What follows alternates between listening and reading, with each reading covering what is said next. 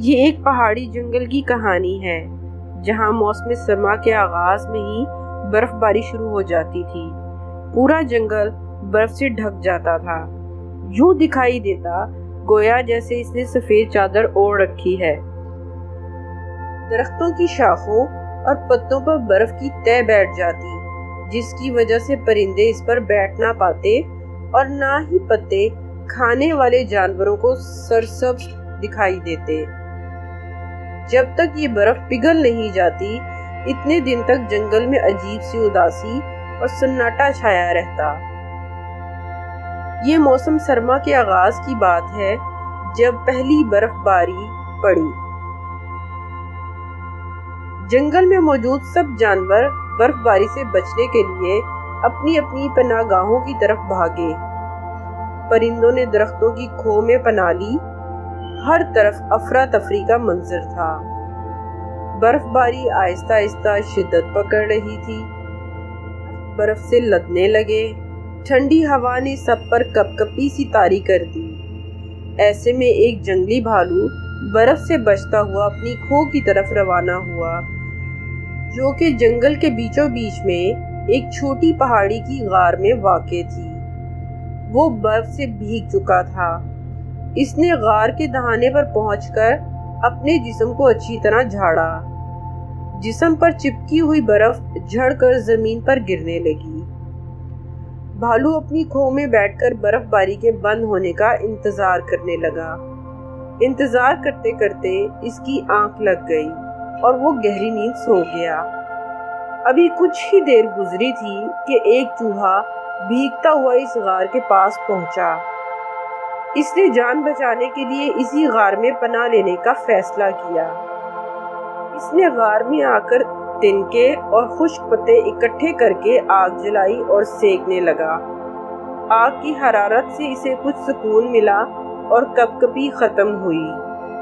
آگ کی روشنی میں اس کی نظر بھالو پر پڑی تو وہ گھبرا گیا۔ بھالو سو رہا تھا۔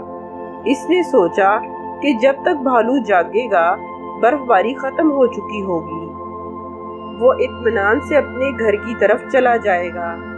اچانک چوہے نے دیکھا کہ آگ دھیمی پڑ رہی ہے۔ اسے خوف پیدا ہوا کہ کہیں وہ بجھ نہ جائے۔ اس نے غار میں سوکھے تنکے اور پتے اکٹھا کرنا شروع کر دیے۔ وہ تنکوں اور پتوں کے ڈھیر کو دھکیلتا ہوا آگ کے قریب لایا اور ان میں سے کچھ آگ میں جھونک دیے۔ آگ پھر سے بھڑک اٹھی۔ آگ جلنے سے غار میں کچھ گرمائی ہو گئی اور باہر کی سردی کا اثر ماند پڑنے لگا۔ چوہا آگ کے پاس اکیلا بیٹھا سوچ رہا تھا کہ اگر اسے صبح احساس ہو جاتا کہ آج برف باری ہو رہی ہے تو وہ جلد ہی گھر لوٹ جاتا۔ اس کے گھر والے اس کے بارے میں فکر مند ہو رہے ہوں گے۔ کچھ دیر گزری تھی کہ وہاں ایک خرگوش آ پہنچا۔ وہ بھی برف باری سے بچنے کے لیے پناہ گاہ ڈھونڈ رہا تھا۔ وہ برف باری سے پریشان تھا اور بری طرح کانپ رہا تھا۔ اس کا چہرہ سردی سے سفید پڑ چکا تھا۔ اس نے غار کے دہانے میں چڑھ کر دیکھا تو اندر سے ہلکی سی روشنی دکھائی دی۔ اس نے جب غور سے دیکھا تو اسے یوں لگا جیسے غار کے اندر ننھی سی آگ روشن ہو۔ وہ ڈرتا ڈرتا غار کے اندر داخل ہو گیا۔ اس کی نظر جب چوہے پر پڑی تو اسے کچھ اطمینان ہوا۔ اس نے چوہے سے اجازت لی اور اس کے قریب بیٹھ کر آگ سینکنے لگا۔ وہ سردی سے بری طرح کانپ رہا تھا۔ برف نے اس کے سارے بدن کو بھگو ڈالا تھا۔ وہ اپنے سفید بالوں میں سے پانی نچوڑنے لگا۔ خرگوش کے پاس کچھ برتن تھے جن میں ایک کیتلی اور چند کپ شامل تھے۔ اس نے چوہے سے پوچھا کہ کیا وہ چائے بنانا جانتا ہے، تو چوہے نے اثبات میں جواب دیا اور کہا کہ وہاں نہ تو دودھ ہے، نہ چینی اور نہ ہی پتی، وہ کیسی چائے بنائے گا؟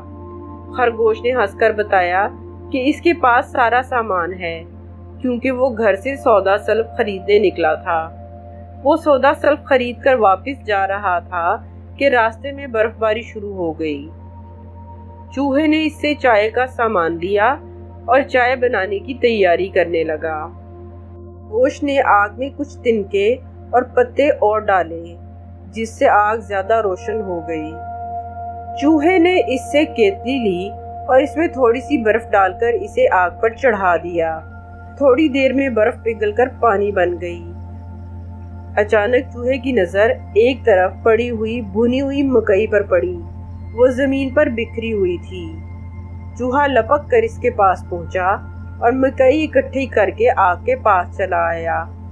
خرگوش کی نظر سوئے ہوئے بھالو پر پڑی تو وہ گھبرا گیا۔ چوہے نے اسے تسلی دی کہ اس کے بیدار ہونے سے پہلے وہ غار سے چلے جائیں گے۔ اسی وقت ایک لدڑ سردی سے بچتے بچاتے وہاں آن پہنچا۔ اس نے اپنی پیٹھ پر ایک تھیلا اٹھا رکھا تھا جس میں خشک بادام کی گریاں تھیں۔ لدڑ نے غار کے منہ پر ٹھہر کر اس کا جائزہ لیا۔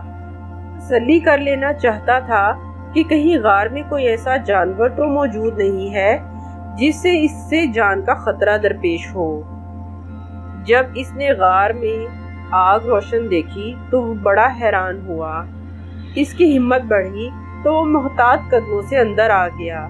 اسے غار میں سفید خرگوش اور ایک چوہا دکھائی دیا جو الاؤ کے گرد بیٹھے آگ سینک رہے تھے۔ اس نے سمجھا یہ غار خرگوش کی ملکیت ہے، اس لیے اس نے سلام کرنے کے بعد خرگوش سے کچھ وہاں ٹھہرنے کی اجازت طلب کی۔ خرگوش نے بتایا کہ وہ تو خود مسافر ہے، یہ چوہا پہلے سے یہاں موجود تھا۔ لدڑ نے چوہے کی طرف دیکھا تو چوہا ہنسنے لگا۔ اس نے کہا یہ غار دراصل اس بھالو کی ملکیت ہے، وہ بھی یہاں کچھ دیر پناہ کے لیے آیا ہے۔ لدڑ نے جب سوئے ہوئے بھالو کی طرف دیکھا تو وہ سہم گیا۔ چوہے نے اسے تسلی دی اور کہا وہ بھی ان کے ساتھ وہاں ٹھہر جائے، جب برف باری بند ہو جائے گی تو وہ سب اپنی اپنی منزل کی طرف روانہ ہو جائیں گے۔ لدڑ نے چوہے اور خرگوش کی مہربانی پر انہیں چند بادام کی گریاں نکال کر دیں۔ دونوں نے شکریہ کے ساتھ گریاں لے لیں کیونکہ بادام کھانے سے انہیں سردی میں لڑنے سے آسانی ہوتی۔ چوہے نے ایک کپ میں چائے نکال کر اسے دی۔ لدڑ نے جب چائے پی تو اسے بڑا سکون ملا۔ اس نے خوش ہو کر انہیں اور بادام دیے۔ وہ سب آگ کے گرد بیٹھ کر چائے پینے لگے۔ چائے پینے سے ان کی کپکپی کافی حد تک کم ہو چکی تھی۔ ابھی کچھ دیر ہی گزری تھی کہ غار کا دہانہ دیکھ کر وہاں ایک کوا، ایک چڑیا، ایک گلہری اور ایک چیل بھی آ پہنچے۔ انہوں نے جب غار میں آگ جلتی ہوئی دیکھی تو وہ بڑے خوش ہوئے۔ سردی کے مارے ان کی گگی بندھی ہوئی تھی۔ انہوں نے اس پناہ گاہ کو اپنے لیے نعمت خداوندی سمجھا اور اندر چلے آئے۔ وہاں پہلے سے چوہا، خرگوش اور لدڑ موجود تھے۔ انہوں نے ان مسافروں کو بھی وہاں رکنے کی اجازت دی۔ سب آگ کے الاؤ کے گرد سکڑ کر بیٹھ گئے۔ جوں جوں وقت گزرتا چلا گیا ان سب کے جسم پر چھائی کپکپی دور ہو گئی اور وہ غار کی گرمائی میں سکون لینے لگے۔